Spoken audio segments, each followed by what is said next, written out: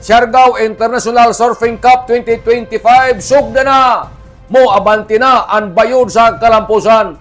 Formal nga abrihan kuman Oktubre 23 tuig 2025 sa Municipal Gymnasium General Luna ang WSL QS 6029 Siargao International Surfing Cup 2025.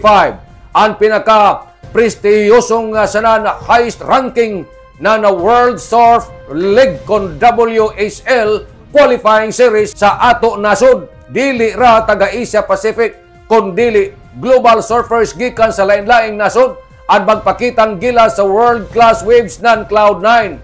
Tagpresentar ni ini sa Philippine Sports Commission, iban sa pakigtambayayong sa lokal na panggoberno sa General Luna, probinsyal ng goberno sa Surigao del Norte, Philippine Amusement and Gaming Corporation kung PAGCOR, sa Siargao Island Surfers Association kung SISA, isa ka panagiusa nga nagpadayag sa tinuod nga surfing spirit sa Siargao.